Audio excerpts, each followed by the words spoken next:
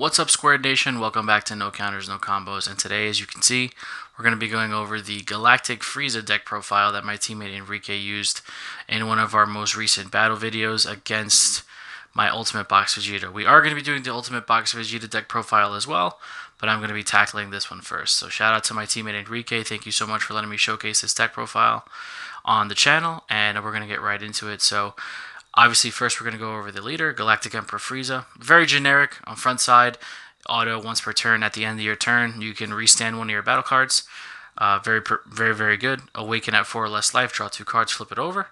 Auto attack. Draw a card. And at the end of the turn, you can restand two of your battle cards. So it's 1 on the front, 2 on the back.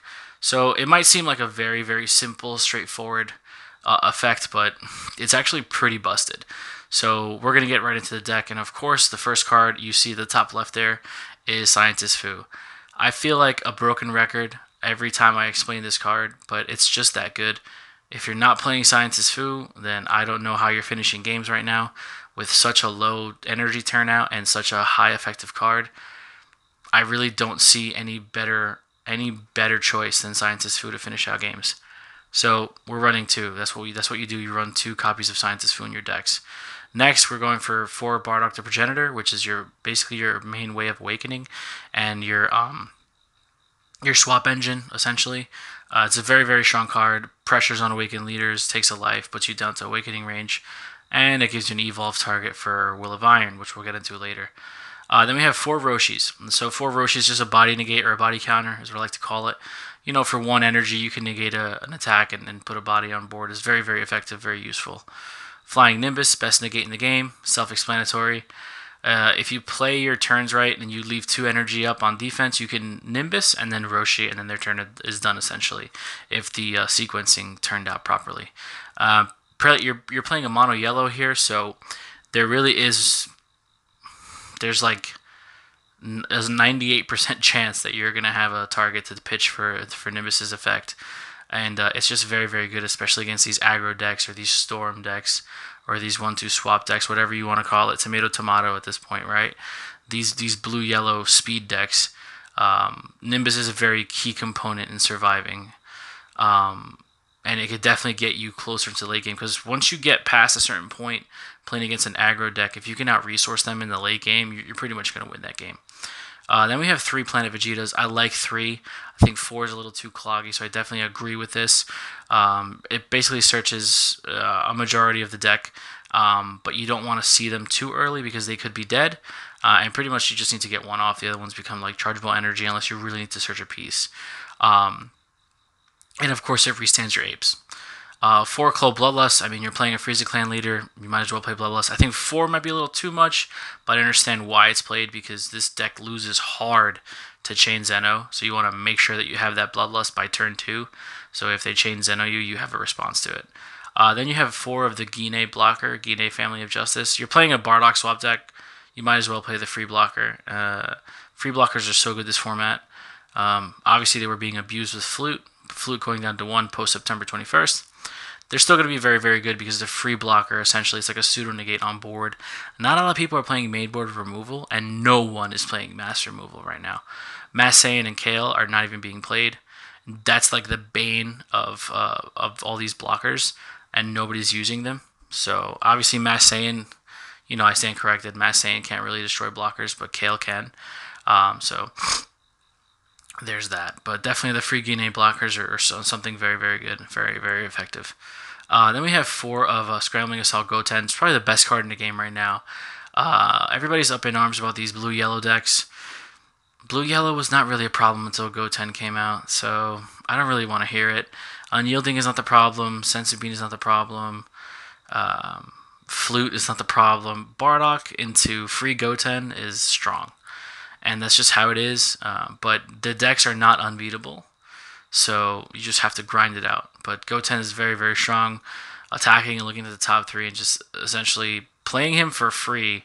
He's a +1 because you play him for free off a swap, and then you add a card to your hand with his effect, so it's ridiculous. We have 4 Dodoria, which is your standard super combo. I did have a conversation with him with my teammate Enrique and post the battle video after Battle Chamber was completed and posted online or on YouTube. He did receive his Goku super combos in the mail. So that's the one from the Dragon Ball tour, the 2-drop Goku super combo. He's on the Nimbus cloud with a Dragon Ball. He received those in the mail finally, so you could just swap those in for the Dodorias because it's a planet target. So it's a searchable super combo, which essentially makes it much better than Dodoria. But your standard 10k draw. Then we have 3 Prodigal Dynasty Goten. This card's very, very good, especially with defensive blocker decks, especially with apes. Because essentially what it does is it gives you a free 15k combo. So when you're blocking with an ape, you go up to 35 with just one combo piece. That's ridiculous. It's so good because apes were great in their post format. Probably like set 3 format. Apes were like the top tier deck until Veggies like kind of took over. And if they would have had this Goten card back then, they would have been unstoppable. And same thing with Zarbon. The next card we're going to get into, Zarbon's really, really good in this deck. It's super sneaky. When you combo with Zarbon on defense, so when your opponent attacks you and you combo with Zarbon, you can restand one of your battle cards. So basically, like, if they attack your ape, you can block and then or if they attack you, you can block with your ape and then just combo up to 25 with Zarbon and restand the same ape and use it again for a block. It's just ridiculous. Such a great 1-2 punch with Zarbon and Goten. Then we have 4 of the Prince Vegeta ape. Self-explanatory. If you're playing a March deck, as you can see, you want to have at least 8 ape targets, and Prince Vegeta is one of the best ones to go into because he's a 20k body with blocker and crit, but he also filters through the deck and lets you add cards. Then we have 4 Bardock Will of Iron, which is your evolve target for the progenitor, but also a March target, and it's a late game finisher. 20k double strike is nothing to laugh at, and when you can bring that out with 1 energy for a combo evolve, that's dangerous. Very, very good card. Bardock Will of Iron was great when it first came out, and it's seeing a lot more play now as well. And then the last card, he's running 3 March of the Great Apes. I like 3. I feel like 2 would be a better number, but then it does make the ratios weird. If you put March of the Great Apes down to 2, then you just have 1 slot left open. So I understand why he's playing 3. It's chargeable energy, worst case scenario, and it is a plus. It is a plus, I guess, 2, because you're getting 2 bodies on board and drawing 2 cards for 4 energy. That's not too bad. I just don't like tapping out. I have like a mental block about it. So if it was me, I'm not playing March until turn 5, or if I know I'm going to win on turn 4. But that's pretty much it. That's the deck. It's very, very good. I think it's obviously a rogue deck. It's not anti-meta, but it's definitely rogue, because if you play against this, at like a tournament, you're not really expecting yellow, because yellow is essentially dead right now. You can get hurt by this deck, with the bloodlust and all the blockers and the combo ability. Like, definitely don't sleep on these decks. And I want to shout out my teammate Enrique for innovation and thinking of something outside the box and playing something that he's comfortable with, even though it might not be deemed as uber competitive. He's comfortable with this deck. He's comfortable with his card choices. I think that's all that matters at the end of the day. Yeah, you want to try to play the best deck you possibly can, but if you can pilot something better that you're more accustomed to playing with, you might get better results than just by playing the best deck in the format.